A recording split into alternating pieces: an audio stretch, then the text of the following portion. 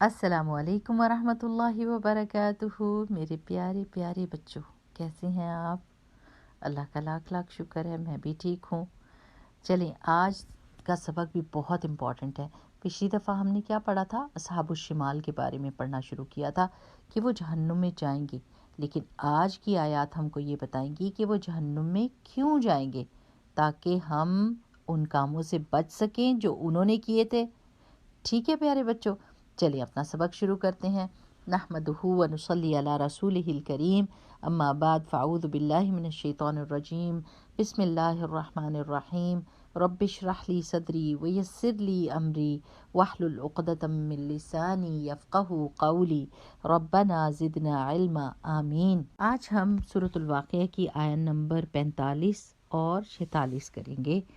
اعوذ باللہ من الشیطان الرجیم، بسم اللہ الرحمن الرحیم۔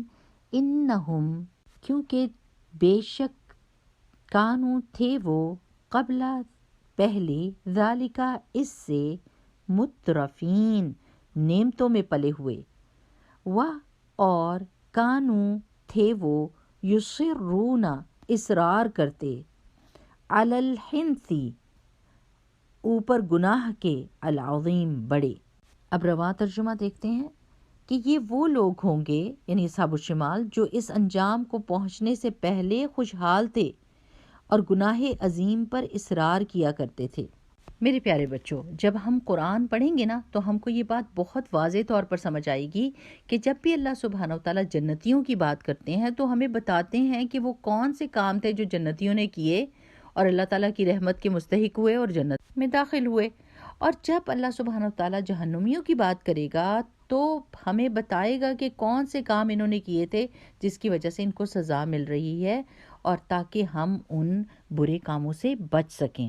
ٹھیک، اب پچھلی آیت میں ہم کو یہ پتا تھا کہ اللہ سبحانہ تعالیٰ نے بتایا کہ وہاں پر بہت گرم ہوا ہوگی، ابلتا ہوا گرم پانی ہوگا، سایہ بھی ٹھنڈا نہیں ہوگا، نہ سکون دے گا، نہ اچھا سین ہوگا، تکلیف ہی تکلیف ہوگی۔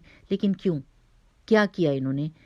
انہم کانوا قبل ذالک مترفین، دنیا میں تو اللہ تعالیٰ نے ان کو بہت ساری نعمتیں دی ہوئی تھیں، ان کے پاس صحت بھی تھی، ان کے پاس دولت بھی تھی، ان کے پاس آنکھیں تھی، کان تھے، زبان تھے، ہر چیز ان کے پاس تھی، اور یہ اللہ تعالیٰ کی نعمتوں سے فائدہ اٹھاتے رہے اور ان کو استعمال کرتے رہے۔ لیکن ان کی غلطی یہ تھی کہ وہ یہ سمجھے کہ شاید یہ ساری نعمتیں ان کی اپنی کمائی ہوئی ہیں، حالانکہ اللہ سبحانہ وتعالیٰ نے ان کو نعمتیں دی تھی اور وہ آزمائے جا رہے تھے کہ وہ ان نعمتوں کو کیسے استعمال کرتے ہیں۔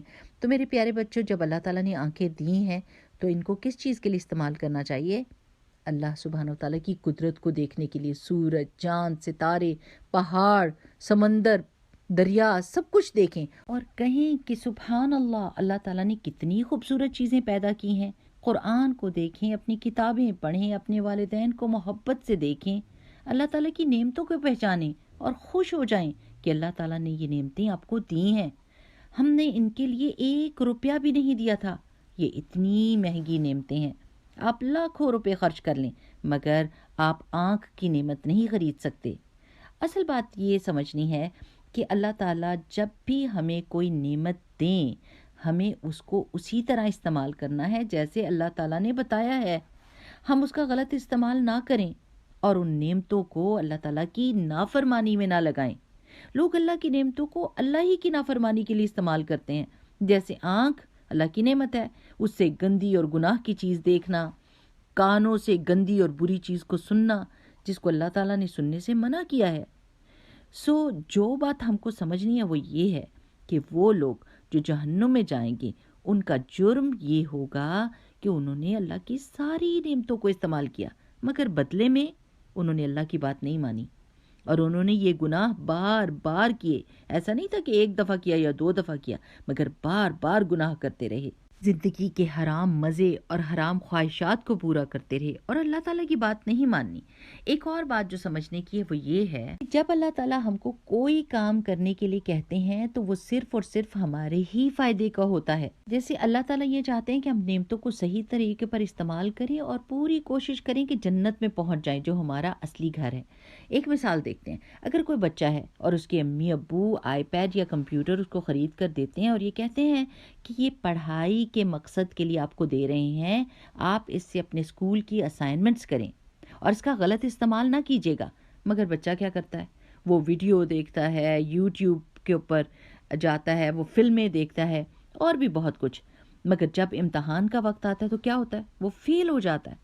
نعمت تو اس کے پاس تھی مگر اس نے اس کا غلط استعمال کیا، اس نے ماں باپ کی نافرمانی کی، اور نقصان کس کو اٹھانا پڑا؟ صرف اسی کو، دوسرے تو کسی کو نقصان نہیں پہنچا، اس نے اپنے آپ کو نقصان پہنچایا جب اس نے اپنے امی ابو کی بات نہیں مانی۔ یہی بات ہے نا پیارے بچوں؟ اوکے، اب یہ دیکھ لیں کہ اللہ سبحانہ تعالیٰ بھی یہی بات کر رہے ہیں کہ یہ جہنم میں پہنچنے والے لوگ گناہ کرتے رہے اور اپنے آپ کو نقصان پہنچاتے رہے۔ ہم اللہ سبحانہ تعالیٰ کی پناہ چاہتے ہیں جہنم سے، اور دعا کرتے ہیں کہ اللہ تعالیٰ ہمیں توفیق دے دے کہ ہم ہر نعمت کو صحیح طریقے پر استعمال کریں تاکہ ہم جنت میں پہنچ جائیں۔ ہم دعا کرتے ہیں اللہم اجرنا من النار، اللہم اجرنا من النار، اللہم اجرنا من النار۔ او اللہ سبحانہ تعالیٰ ہمیں جہنم سے بچا لیجئے، آمین۔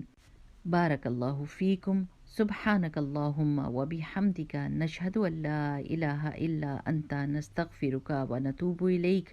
السلام علیکم ورحمۃ اللہ وبرکاتہ۔